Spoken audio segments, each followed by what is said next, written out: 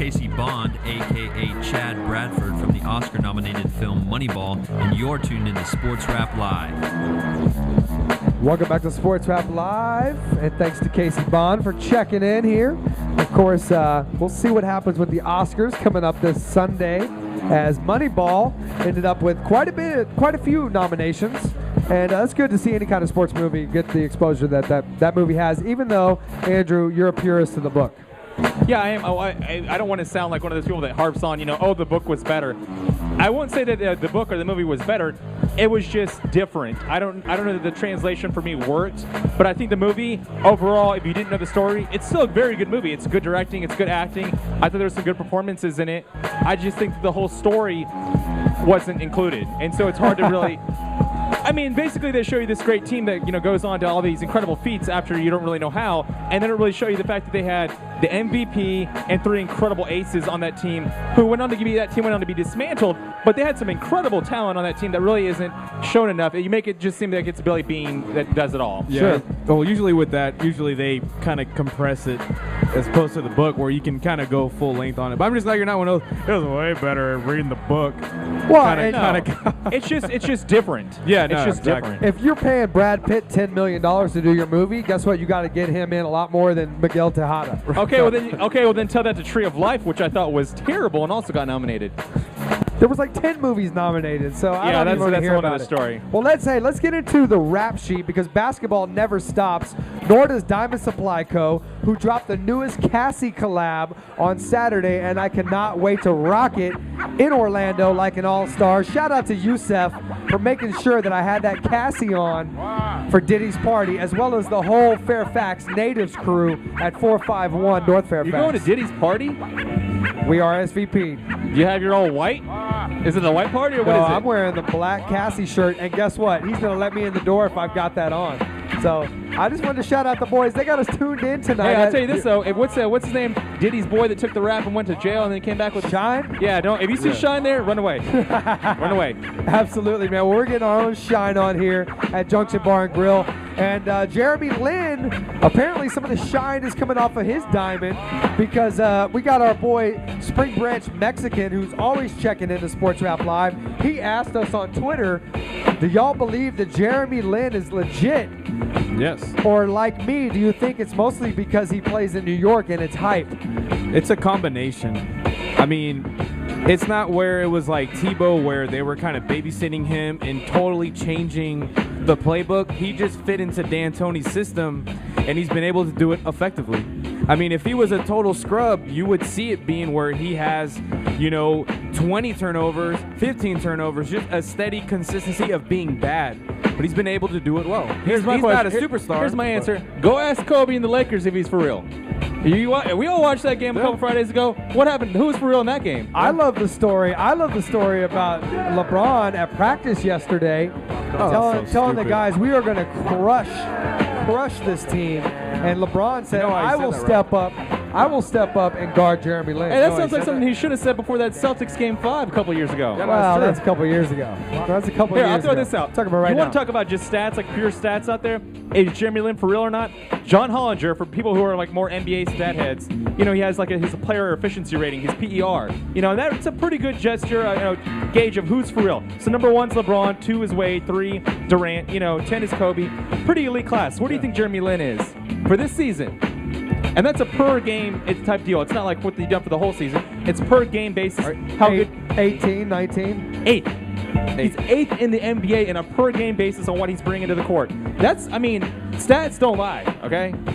I was gonna say it's tough with that market as well, because now it's kind of where it's a bouncing effect. Whether it goes to Melo, if Melo's not doing good, they're going to blame it all on him. If not, they're going to blame it all on Amari. I think Amari's going to be the next target, because they already got Carmelo on the chopping block, so to speak, for his somewhat lackadaisical performance and them not gelling. So it's going to be right now, just because of how the market is, it's going to be a lot of Lin support, but a lot of backlash with Amari and Carmelo.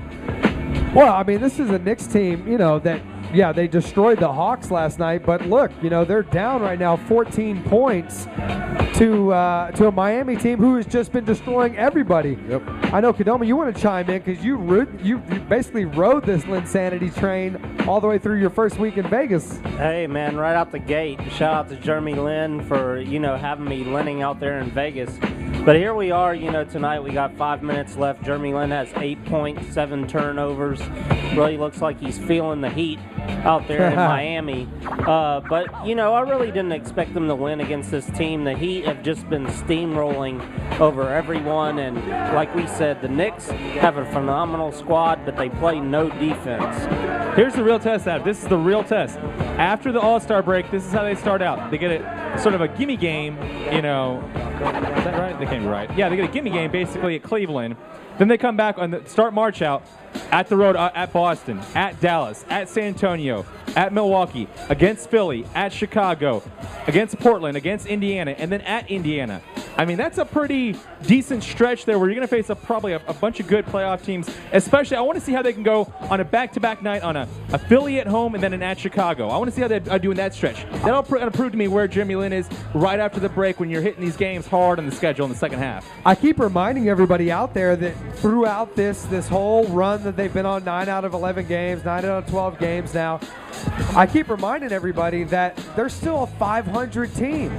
Yeah, but you have to say that within what have they been with Jeremy Lin's been there? Right. Because this is a different team pre-Jeremy Lin and post-Jeremy Lin. Before Jeremy Lin, they had no direction on offense. They had to have a guy who was going to step up and take a shot. They were all getting on D'Antoni. Right, right. I think he was gone. I think now there's a sort of a pep in their step where they're like, hey, late in the game, we not only have an inside presence, but we have someone who is kind of going to boost them around, get the kind of let's get that extra loose ball. Let's play some defense. Well, this Knicks team could very well be playing the Bulls, who are getting their superstar Derrick Rose healthier by the day, as he missed a couple weeks with the back spasms.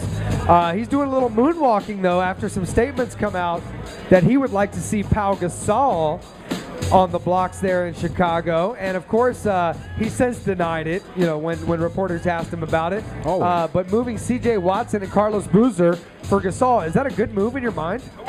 I don't know, but I kind of feel like Paul Gasol is that one girl that's kind of throwing it out there like, listen, I'm ready to date. I am ready to date.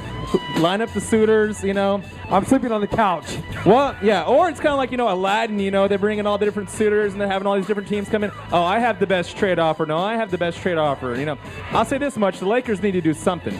Because right now where they're standing still trying to figure out, they don't have a point guard. I mean, they place any point guard in the West, either like on any decent team, they're going to get destroyed by that point guard. You look at their NBA per game scoring, it's terrible, Adam. They cannot score. They have a stagnant offense.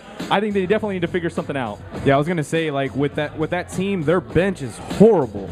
Like, they have no depth. I think for Chicago, it'd be a really, really good move on their part. I know for you, I know you can't stand Boozer. I'm the same way with him. He's very inconsistent, and he always seems to be having some kind of injury when it's the most critical time for him to be on the court. Boozer is the Pau of the East. And then Gasol, like, some people don't give him a lot of credit, but when he was there, I think he got some rings because he was there with Kobe. Well, let me ask you this. Now that we're at the All-Star break, the halfway point of the NBA season, let's take a little retrospect and get everyone's thoughts on would have Chris Paul saved this team? I think so. I think most definitely. Yeah. You would have had someone that could energize the offense right now. If they had made that trade, they wouldn't have Powell right now. I think that would have put in some more focus on having Bynum play up a bigger level. But it's going to take the pressure off of Kobe. He has someone else to help them. I was going to add to that. If he was on that team, that whole dynamic of that team changes. I mean, because you can clearly see it with the Clippers. They're a running gun team, and Chris Paul is the mastermind around it, where it's not all the pressure is on him. He's more or less just being a distributor because he's one of the greats at doing that kind of stuff. I think the Lakers are going to make a move. I think they're going to do something. And I think it's either go get Kyle Lowry or maybe bite the bullet and go ahead and trade Powell or even trade Bynum to go get a Dwight Howard. They have to do something, Adam, because if they don't, they're staring down the barrel of not making the second round or even making the third round if they do make it that far. Well, speaking of having to do something, as we head to Orlando for the weekend and the All-Star festivities, where will Dwight Howard be heading as the trade deadline nears closer? Is it a foregone conclusion that he's gone, Kadoma? I say this year's All-Star festivities is the going-away party for Dwight Howard. I really don't see him returning to this team. I think right now it's just the process of courting all the offers out there to see what's going to happen. But I do not see him sticking around in Orlando by any means. As we H-Town never stops. As we fix the H-Town never stops banner here. Gons, is it a foregone conclusion? You think after the All-Star game, Dwight Howard's gone? Yes. Well, at the very last minute of the very last hour of the very last day. Yeah. I mean, why wouldn't you? I mean, it's pretty much a foregone conclusion that he's going to go somewhere, so why not leave it up to the very last minute? I see him going to the Lakers. I think they're really in desperate need to make something happen. But the hard thing is convincing Orlando to take Captain Flopper for Dwight Howard. Yeah, well, and not only Captain Flopper, there's going to be a couple other pieces. I don't know that he's going to go to LA though, but only because does he want to be the second Shaq? Does he want to do the exact same thing that Shaq did and follow down that path? Because it's already been done before, but the thing is, we know he has aspirations outside of the NBA. He wants to be Mr. Hollywood. He wants to be in the commercials. He wants to do the endorsements and whatnot.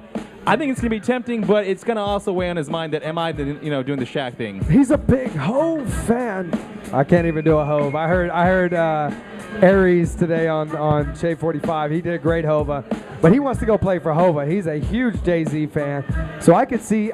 We really haven't heard anything out of Deron Williams except, hey, I'm here to play ball. I went to Turkey. I came back. I'm still playing for New Jersey. He's hooping well too. So yeah, absolutely. Yeah, we saw what he did to Lynn the other night, dropping 38 on him.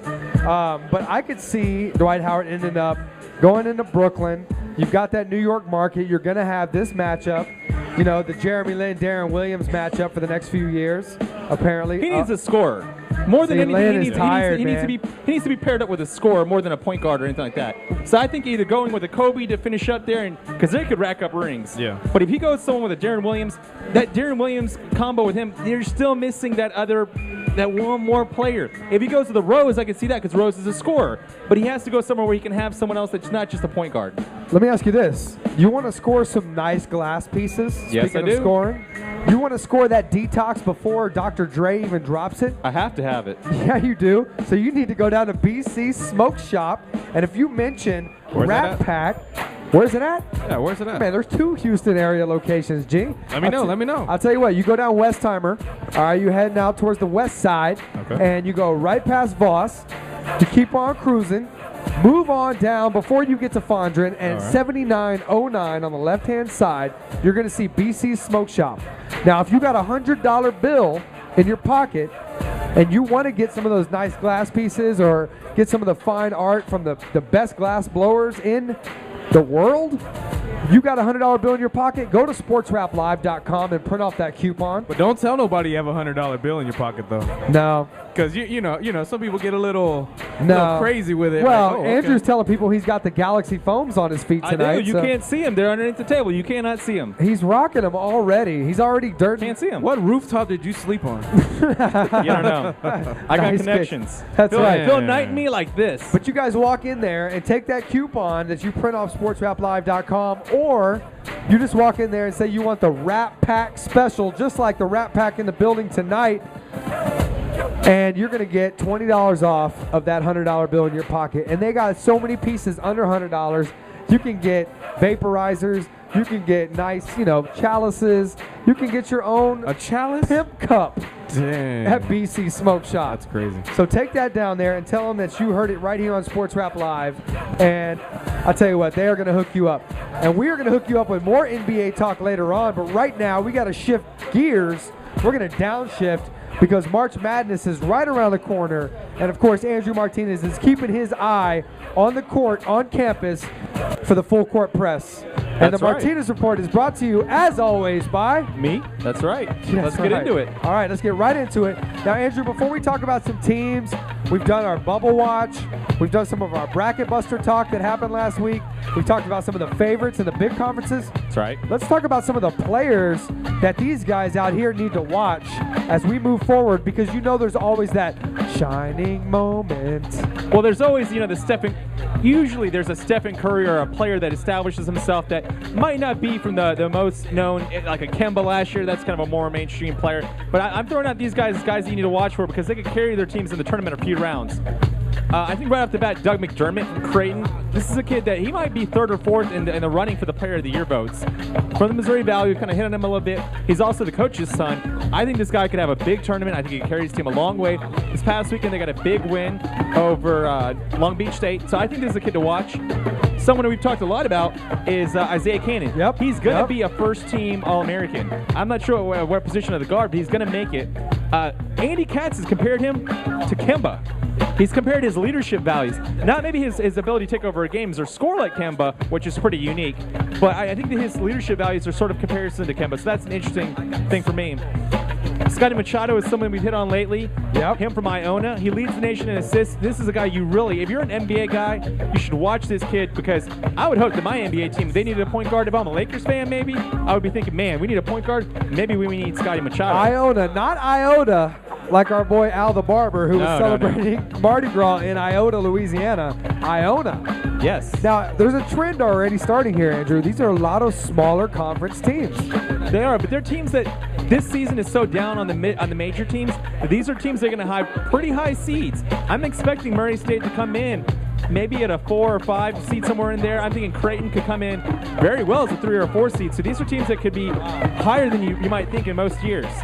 To finish it out, Damian Lillard. This kid's second in the nation in scoring, the second leading scorer. Now, he does a lot of the heavy lifting for his own team. Weber State is not a very well-known team. I'm hoping they at least make it. I mean, they're going to have to win to get in. That's the kid you're going to want to watch.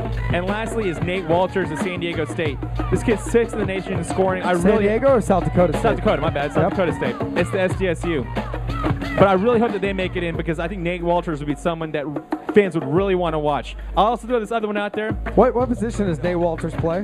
Guard. He's a guard. Yeah. Wow. I would also throw out there Matthew Dellavedova. Somehow every year St. Mary's has a few players that are kind of scrappy. This kid, I think he's an Aussie. Floppy hair, real gritty. I love to watch the kid play. Awesome, awesome. Hey, before we get into some of what to watch for this weekend, let's talk about some of the guys that play for Wichita State. Now, is this team just experienced because they won the NIT last year? Totally experienced. This team has, I'll count them up, 1, 2, 3, 4, 5, at least 5 seniors on this team. They get major minutes. And right behind them, they have a couple juniors, 3 juniors. So this is a very experienced team. I think some of the guys you want to hit on are Garrett Stutz, Joe Ragland, Ben Smith. Some of these guys that are, and they're all, Adam, around that 6'5" to 6 foot, 6'4", 6'5" kind of range. They're all kind of lanky guys. No, none of them are going to surprise you with like a 7-footer or anything like that. Garrett Stutz is a 7-footer, but it's a very impressive team. It's just far as their overall maturity. They're not going to be phased or shook by the moment. Could this be a team that could be a VCU like we saw last year? I think they won't come out of nowhere, though, because VCU last year was right on that bubble of the 13 seed, 12 seed. This is a team that could very well have maybe a 5 seed or even maybe somewhere even higher than that. So I think this is a team that, in name value, yeah, they could surprise some teams, but they're not going to surprise the most your average NCAA basketball fan that's been keeping up this year. Just like Andrew Martinez. All right, so let's get into what to watch for this weekend as we look ahead. Sure. Tonight is Louisville at Cincinnati. This game started about 30 minutes ago here in Houston. This is a must-win for Cincinnati. They really, really need this win. They have really fallen off in Big East play, so I'm looking for them to pick up this win. Louisville is pretty much secure, so that's not really a big issue for them, but Cincinnati needs a win. The other game tonight is Cal at Utah. Utah is one of the worst Pac-12 teams. It's mostly important that Cal doesn't lose the game. And this is their first year in the Pac-12. Yeah. If Cal loses this game, they're pretty much done skis. Like, it doesn't matter how far they get because that's just such an epic loss that it would pretty much cripple their NCAA resume. Tomorrow, on Friday, we have Marquette at West Virginia. The Mountaineers have just been slipping all season since almost about like the first or second week of Big East play. They really need this win. Marquette, it's going to be a home game for West Virginia, so that's going to help them. But Marquette is playing lights out. I think Marquette might be the second best team in the Big East, which that might not be saying something to most people. Shout out to Buzz. Because of the level of the Big East this year, because it's really down. But they have stepped up and established themselves. They play incredible defense. I love that Marquette team. And some of the other games on Saturday we'll hit on. We have Syracuse at UConn. I'm not sure if you caught the Shabazz Napier shot. Woo! Oh, that was nasty. Where can they find that? On the blog, they can go see the shot. right. Onions. That was a nasty, nasty shot. I don't think that changed anything for UConn, but if UConn beats Syracuse, they almost have a resume where it's like, how can you keep them out? Syracuse is going to be a number 1 seed. Not few teams can beat a number 1 seed this late in the season, so that would be a real big resume builder for them. We also have Missouri at Kansas. This could be the Jayhawks finally locking up that number 1 seed. Man, also, they've been whoever up and wins down. this game, Adam, is pretty much going to be your Big 12 conference winner. I'm thinking that that's going to be the deciding factor because Baylor done fell off already this week when they lost to Kansas State earlier. So now it's pretty much these two teams going back and forth. And it's really impressive if Kansas State could win this, considering where Bell Self has started off with the talent level of this team. Staying in the Big 12, we have Iowa State at Kansas State. This is really about Iowa State more than it is about Kansas State, because if the Cyclones can win this game, it's really going to help their resume. They're third right now running in the Big 12, but they need something to help them out. Kansas State, they're already a lock now, Adam, considering they beat Baylor, and they have also the win against Missouri. So those two huge wins are going to have them pretty much locked up in the tournament. Let me ask you this. Sure. Why is Rick Barnes not on your list of notes tonight? Texas they're close, but Really? I don't know that they're going to make it in. That's why I asked you. Yeah, they're not going to make it in. Sorry, I'll Longhorns. say this. They're on the bubble. They're right there on the fringe. They still have that game against Texas, I think. Was it this week? Texas.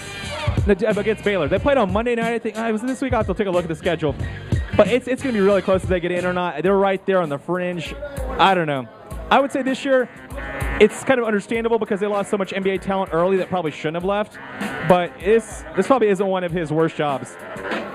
Some of the other games on Saturday that we hit on is Washington at Washington State.